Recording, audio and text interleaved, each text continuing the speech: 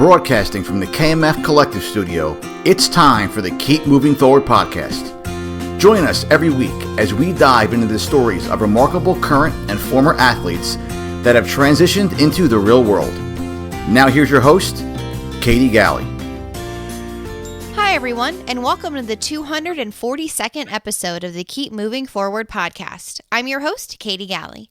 In the KMF Collective Studio with me today, I have TedX speaker, best-selling author, retired UFC fighter, and now coach, Eliot Marshall. How are you doing, Eliot? I'm well. 200 episodes. That a girl. Well, thank you so much. And I'm very honored that you are episode 242. I'm super excited, Eliot, to jump in. So to share a little bit about your background, can you tell us where you grew up and how, if at all, was your childhood shaped by athletics? Okay. So I grew up in South Jersey. Okay. In a little town. And how was my childhood shaped by athletics? I did martial arts my whole life. So I played some basketball. I don't know. I was a fat kid. I was a late bloomer, all of those things. Mm-hmm. So I was not very skillful at anything. But I got super lucky that I learned how to work hard. Absolutely. And so did martial arts, and was that a big player in that, learning, developing that work ethic? How did martial arts really come to play a role in your life? So I didn't really fit in. Mm-hmm. I have a black father, and I have a Jewish mother whose parents survived the Holocaust. So that was my upbringing. And my dad grew up during civil rights and things like that. So I would say that martial arts was like my savior, because since I didn't fit in anywhere, it's the only place that I did fit in. I was just accepted there. So it became like my safe space. It's been what I've done my whole entire life. Yeah. And it makes sense finding, that sport being a place where you felt welcomed, you felt like you fit in, and were able to develop your work ethic and your drive and really come into yourself. Yes. Mm-hmm. So, Eliot, then from that young age, when you discovered martial arts and really dove in with it, loving it, really loving the way it made you feel, and just coming into your own there, was it just the love of the sport that you really focused on? Did you start to, at an early age, really want to try and see how far you could take martial arts, or was it really just taking it one day at a time and focusing on where you were at? So I would say that I always said that I was going to be a champion. Mm-hmm. When I was a kid, at first it was I'm going to play in the NBA. Yeah. And I thought maybe that would make people like me. And, and then when this martial arts thing took off, I did that, and the UFC came. I was still a kid. So I was I'm going to learn this jiu-jitsu stuff, because that's really what the UFC was when it first came out. And then maybe people will like me. Mm-hmm. And so it was just something that I always said that I would do. Mm-hmm. So I did it. Yeah. And that makes sense. Developing that, being thrust into a sport, it's hard not to envision yourself going as far as you possibly can, right? Seeing yourself at the pinnacle of that sport. And then too, you said the advent, the development of UFC at a young age, being able to witness that and then wanting to see, okay, I want to get involved with that. I want to see what I can do in that sport. No, it was literally all about acceptance and having friends. Oh, wow. Okay. I was such an outcast and I wanted to be popular so much that since martial arts was my saving grace. Yeah. I just said that, okay, this is what I'm going to I'll do this. This is how people will love me. So how then, Eliot, with that mindset, did you eventually pull yourself out of that mindset and make a shift of, learning to accept yourself? Or how did you kind of navigate that piece of, navigating being accepted by others and working through to where you are today? I would say that it just happened over the last couple of years. It's this ever-evolving process that you have to do. Yeah. Yeah, absolutely. I mean, it's something that I guess it's. I had a breakdown, basically. I had this emotional breakdown, and then I had to pull myself out of it. I had to pull myself out of it and understand a couple of things. That one, the obstacle is the way, right? The impediment of action advances action. What stands in the way becomes the way. Number one, and number two, that I am enough. Like me as Eliot Marshall today is enough. And I hate how that connotation is used currently a little bit, because like, oh, I'm enough, I don't have to get better, it's I am like I don't believe in that, right? But in this very moment, I'm enough. Now, to ensure that I will keep being enough, that I will keep showing up with integrity, my character is strong and all that, there's a lot of internal and personal work that needs to be done. So it's like the flip side of a coin, right? Yes, I'm enough, but man, I better work hard. Right. You can't rest on your laurels, right? You have to keep working, keep driving. Like you had developed at that young age, that ability to push yourself. But then you're right. It's kind of like a two-sided coin. It's the double-edged sword. Is yes, I need to work hard and persevere and never give up, but two, operating from a place of, rather than I'm trying to prove myself to others and be accepted, it's from a place of I'm already enough, but I'm going to keep pushing and I'm going to be a better version of this person who is already enough. Yes, exactly. So then, Eliot, when you said you hit kind of that really low point and had to shift and make yourself, have yourself come out of it on the other side, how did you do that? How did you make that mental shift? How did you start to set yourself on that progressive path forward to discovering that you are enough? How did I do it? Yeah, how did you do it? Well, first I had this breakdown, like where I would cry. I mean, I didn't sleep. I would cry. I'd call my friends, panic attacks. And then I had to realize that I had to accept the fact that I am who I am. And it's not the things that I accomplish that will make others love me and support me and be part of my tribe, or like my army, as I like to call it. It's how I can make them feel. How you can add to other people's lives, how you can give back, and what you can do for other people that will really touch them and make them be like, okay, yeah, because that's what my friends did for me during this breakdown, Yeah. And did this period of breakdown, did it happen then while you were still fighting in the UFC? Was it during it? Was it before? When is this it was after. Afterwards? It was after. I was already and my businesses were successful. There was no reason. Like everything was great. Yeah. But still, you can't shake that feeling of, if it's something that's been there since you were young. I mean, for your whole life. It's, even though with all these successes that you acquire, could still be even amplified in those. Well, I've been beating down this demon, this devil for so long, right? For 35, 36 years at that point. But hiding him, not talking to him, not addressing him, not understanding who he was. And in doing that, I kept him. I was able to keep him dormant, but he wasn't going to stay that way. Right. Yeah. I mean, it makes sense. Having to address something, you can only push it down for so long before it rears its head, and then you have to face it then. Exactly. So, Eliot, looking back then, I mean, initially, of course, you said it's the reason you really pursued this path was you realized you were just operating from a place of needing to prove yourself, wanting to be accepted. So prior to that, when you set yourself on the trajectory to enter into the UFC and become a professional fighter, that desire and that drive. So can you walk us through the process of how you initially became a UFC fighter, and then, of course, then afterwards in the creation of your different businesses, and then leading up to this point in your life where you kind of had that crux, that moment that set you on the path that you, of course, ultimately ended on today? Oh, yeah. I said I was going to do it. So then I started doing jiu-jitsu. Mm-hmm. I got really good at jiu-jitsu.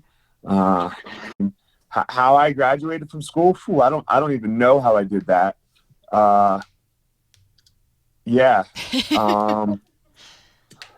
I got really good at jiu-jitsu, and then one day I was, after training, I was in the shower, and my wife, but I hadn't had like an MMA fight yet, right? Which is like UFC is like the league, like the NFL, Mm-hmm. and the sport is called MMA. Right. Yep. So I hadn't had that fight yet, and then my wife said, "Hey, so this is really great and all. I'm really proud of you that you can do this jiu-jitsu stuff, but it doesn't make any money. So let's get a job or let's get a fight." So I got a fight. Wow. So how did And you then, go ahead? Yeah. And then I fought, and then that was successful. So Yeah. I won. Man. And when you win, you get more fights and you get more opportunities, and that's how it plays out. And then I got on the TV show, the reality show, The Ultimate Fighter. Mm-hmm. I got signed to a UFC contract, and then we got to see that I wasn't the best, Mm-hmm. So that demon got to like rear his ugly head, right? Like, Mm-hmm. because I was like, okay, I'll be the best. And then when you're not the best, it screams, right? Mm-hmm. And then you're like, oh man. And then you don't know. And then you're scared. And then like you do whatever else it is you do. So I had to hide this demon in another way. And so I started my businesses, and I was successful there, Mm-hmm. and then it broke. So after having your career in the UFC come to a close, and like you said, having it not live up to what you wanted to accomplish, and then turning your sights towards, okay, I'm going to do something else. I'm going to be successful at something else and get acceptance there. What were those initial businesses that you set out to go after? Oh, martial arts businesses. I still own seven martial arts schools today. Wow. So I own them all. Well, not own, I shouldn't say it like that. I own 7 martial arts schools with my business partner, Amal Easton, who is also my teacher. Like, he's my original Brazilian Jiu-Jitsu teacher from 20 years ago. Mm-hmm. I started out cleaning the schools. So like when I moved to Colorado, I had no money. And I walked in and I asked if I could clean, and he said yes. And now I'm the owner. Wow. So you are the owner of all 7 of them? I currently am the owner of all 7, yes. Wow. That's incredible. So growing up and I mean, that speaks to getting in on the ground floor and really working your way up into earning that right to then own all seven of those studios. And so then, Eliot, from there, growing in the ranks at that studio and now being where you are with all 7 of them, was that the main focus for you, wanting to own and operate a martial arts studio at that time, or did you have your sights set on other businesses related to martial arts too? No, it was always just ever since I was a kid. Yeah. That's what I said I was going to do. I was going to own martial arts. I was going to, at the time it was karate. So I was going to own in a karate school, Mm-hmm. And, Yeah. I don't do karate anymore, but I own martial arts schools. So in these schools, or at that time, I guess, were you just the owner? Were you also leading classes with young athletes? Yeah, no, I teach still to this day. I still own them and I still teach. Wow. I teach every day. Yeah. Yeah. So in that, how did you navigate that transition of being an athlete into then being a business owner and a coach? So from going from athlete yourself to then coaching these athletes. So I guess I never did not coach. Okay. So all the way coming up, I was also teaching jiu-jitsu because like in the beginning, there's not enough money. You have to work a side job, like when you're in the minor leagues, Mm-hmm. So I've always been teaching. I've been teaching martial arts ever since I was 13 years old. Wow, man. So then it wasn't really, I mean, I'm sure there was a transition, of course, from no longer being in the world as an athlete, but still you had been coaching and guiding young athletes your whole life since you were a young athlete. So that really just came second nature to you. Yeah, I had to get more skillful at it, as we all always do. Right. But yeah, it wasn't like this huge shift. Mm-hmm. Yeah. So Eliot, I mean, from that point then making those multiple transitions and eventually, owning and operating these martial arts schools and being a coach and guiding these young athletes, and then leading up to navigating that piece of your life where you felt it was the lowest point, and then pulling yourself out of it, looking forward, knowing that you could operate from a place of I am enough. How did that then set you on the trajectory to become an author, a TEDx speaker, and want to share your story? When did that shift happen of saying I am enough, so now I'm going to tell my story to others? So it happened early. It happened very early on in my breakdown, I would say. I realized that I've been hiding this demon from everybody, like not letting them see it, and it wasn't working. So I said, let's just try to let everybody see it. And it worked. That easy. That easy. Yeah. That easy. And it worked. So I was like, okay, let's keep going. Let's keep going. Let's keep going. You know? Yeah. Because I think a problem with the world that we have currently is you have look, I believe I'm a male, right? And I have two boys that are, so we're males. I believe the biggest problem we have right now is a male problem in the world. We have weak men who like to tell everyone how amazing they are and know that it's not true. And it crumbles. And then when they crumble, they blame. It's your fault. It's their fault. Blah, blah, blah, blah. And man, look, I crumble still, Katie. It still happens. I'll let you all know it. But the one thing that I know is, like, I know exactly who I am. And I know exactly what my power is. And that, like, and my power, and I believe everyone has a unique power. Well, not unique. We all might have the same power. I don't know. Or people might have the same power. But my power is that I can survive. So I will always get back up. I don't know if I'll win. I can't tell you that. I can't tell you that I'm going to win. But I will always get back up. That's powerful. And two, I think it's it seems almost not counterintuitive, but the opposite of the way it's, I guess, the world perceives things, because it's in that vulnerability, in showing, what you're struggling with. That is where the strength lies. It's not in trying to hide it and pushing it down, because like you said, it's your story. That is where the issues arise. If you're not real and vulnerable and showing, yeah, this is tough. I operate from this place of I've never thought I was enough. And so I've tried to prove myself through sport and through businesses and just, in that journey. But you're right. It's actually showing where the struggle comes from, so that you can develop strength from that.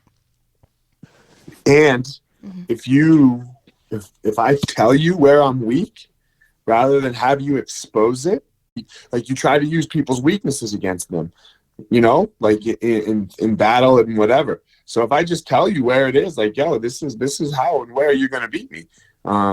Good luck to you. Get it done. Yeah, that really is a good point. They can't use something against you that you're aware of, and that you have power over already. That can't be used against you. Well, I just know what it is. Yeah. So go ahead. Have at it. You're right. That's just how I see it, Yeah. Yeah.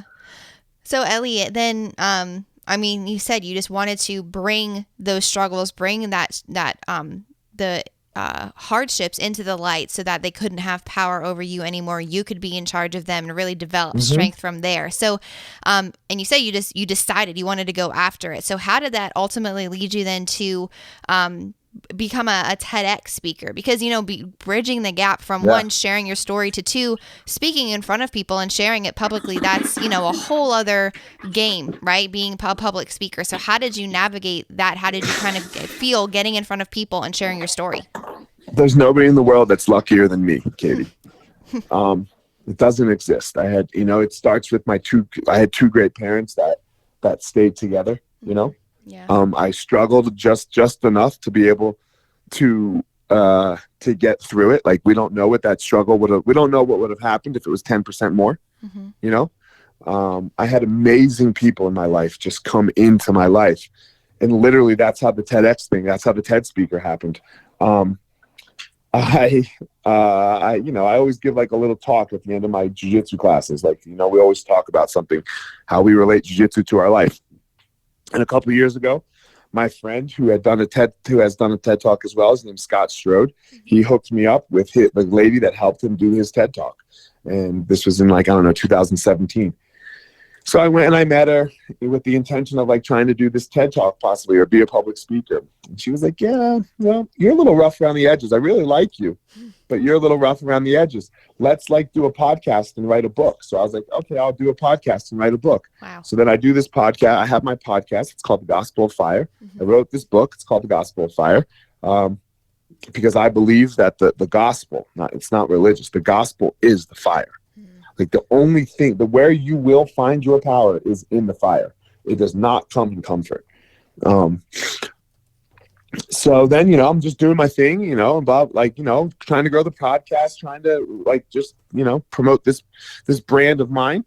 And I don't know, 3 months ago, somewhere in the middle of quarantine, a student that had taken my class, he is a visiting student and he took my class. And he was just super inspired by it. Was like, yo, I run a TEDx. You want to do a speech? And I've never done a public speech like that before in my life. Wow. So I had no practice at it. I had nothing. Yeah. So then, so I didn't work my way up through Toastmasters or nothing. Yeah. Right away, TEDx. First stage I ever stepped on to do a speech. So, I just got lucky. What do you want me to say? Yeah, it's amazing too. You could say, right, it's luck. Someone came into you had a student who presented this opportunity to you, but then you also had to choose to take that opportunity. It could have been easy to let it pass you by if you had any fear or any concern about public speaking, but you knew you wanted to push your platform, Gospel of Fire, forward. And so that was what it was going to take, sharing your story, getting out there. So I think that's huge. Deciding I am going to seize these opportunities that come rather than let them pass me by. When I say luck, everyone gets so mad at that word. I hate that word. I'm not lucky. Yeah. Right? I've had the luck to have the opportunity to work extremely hard. Mm-hmm. And that's what luck is. That's the luck. Yeah. Yeah. Because the people that I've interacted with, and sure, did I make some of that happen through hard work? Yes, of course. I'm not going to denounce hard work, but man, I could have been born to an AIDS-ridden mother with 5 kids in Africa in the 1980s, right? Yeah. But instead, I was born to these 2 great parents who, one came from this background of Holocaust survivors who I got to have deep and intimate time with, and the other, my dad, grew up during civil rights, who they all struggled. So I didn't even actually have to go through all of the difficulties of their struggle. I felt some of it, don't get me wrong. It still touched my life in a major way, but I got to hear stories and I got to feel their pain, but it didn't actually hit me, as it did them. But I got to understand what it was like to have to work really hard, to have to not have these lessons that are so hard that only seem to be for the downtrodden, but I didn't have to be downtrodden, but I had to learn that I couldn't throw bread away, because you didn't throw bread away, not even stale bread at my grandparents' house, because when's the next piece of bread you're going to get? Wow. Yeah. So I got to learn these lessons. I got to understand from my dad to have to understand how to learn how to watch my back all the time, even though it wasn't as necessary like it was for him that it was for me. It was, but I learned the lesson. So, that's what I mean by luck. Yeah. And then, yeah, sure, I ran with it, of course, I ran with it, but you don't know a luckier human than me because it was just perfect. Everything, right. Everything aligning, and you're saying from the time you were small, having the parents that you did, having the family that you did, no one achieves anything alone, right? So you're be able to allow yourself to be shaped by those incredible people in your life to help lead you to where you are today. That's it. Love it. That's it. I just got, and now it's now. So not to get political during this amazingly political time, but I am a Barack Obama fan, the human that is Barack Obama.